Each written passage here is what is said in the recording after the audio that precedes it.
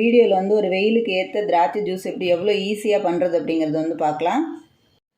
இப்போ நான் இவ்வளோ வந்து திராட்சை எடுத்து வச்சுருக்கேன். இப்போ அதை நல்லா கழுவிக்கலாம். கொஞ்சம் உப்பு போட்டு இதை வந்து நல்லா கழுவி எடுத்துருவோம். கொஞ்சம் உப்பு போட்டிங்கன்னா அதில் உள்ளது எல்லாமே போயிடும். லைட்டாக போட்டுருங்க. அதை ஃபுல்லாக நல்லா தேய்ச்சி எல்லாம் கழுவி எடுத்துருங்க. ஒரு கழுவிட்டு வேறு தண்ணி ஊற்றி நல்லா இன்னொரு தடவை கழுவி எடுத்துருவோம். அந்த உப்பு போட்டது போக மீதி வேறு தண்ணி நல்ல தண்ணி மாற்றிக்கிருங்க. மாற்றிட்டு அதை நல்லா க்ளீனாக கழுவி எடுத்துக்கிறோங்க. எடுத்து இப்போ நம்ம மிக்ஸி ஜாரில் மாற்றிக்கலாம். அதை உங்களுக்கு எவ்வளோவுக்கு அரைக்க முடியுமோ அந்த அளவுக்கு வந்து சேர்த்துக்கிறோங்க. இதுக்கு வந்து சர்க்கரை போட வேணாம். இதில் ஒரு 1/4 ஸ்பூன் வந்து உப்பு சேர்த்துக்கிறோங்க. அப்போ தான் அந்த திராட்சை இது நல்லா இனிக்கும். இதில் கழுவிட்டு வந்து ஒரு 3 பீஸ் 4 பீஸ் வந்து புதினா தலை வந்து சேர்த்துக்கிறோங்க. இப்போ இதில் வந்து 2 ஐஸ் க்யூப் வந்து சேர்த்துக்கிறோங்க. ரொம்ப ஐஸ் தேவையில்லை, சும்மா லைட்டாகவே போட்டுக்கிறோங்க.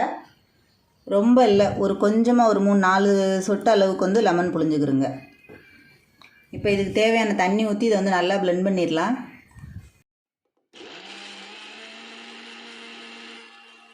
இப்போ இதை நல்லா அரைச்சாச்சு. இதை வடிகட்டிக்கிடுவோம்.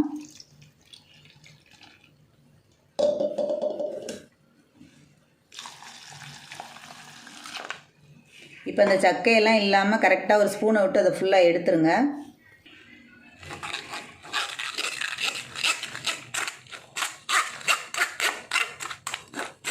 இப்போ இது ஃபுல்லாக நம்ம எடுத்தாச்சு. இப்போ நீங்கள் சர்க்கரை தேவைன்னா நாட்டு சர்க்கரை கொஞ்சம் சேர்த்துக்கலாம், ஜீரகத்தூள் கொஞ்சம் சேர்த்துக்கலாம். நான் வந்து சர்க்கரை சேர்க்கலை. ஆல்ரெடி திராட்சை வந்து நல்ல இனிப்பாக இருந்தது, அதனால் சேர்க்கலை. நீங்கள் இஷ்டப்பட்டால் சர்க்கரை வந்து சேர்த்துக்கலாம். இப்போ நான் தொடர்ந்து போடுற வீடியோ ஃபுல்லாக பாருங்கள். வீடியோ பிடிச்சிருந்துச்சுன்னா லைக் பண்ணுங்கள், ஷேர் பண்ணுங்கள், மறந்துடாமல் சப்ஸ்கிரைப் பண்ணுங்கள், சேனலுக்கு சப்போர்ட் பண்ணுங்கள்.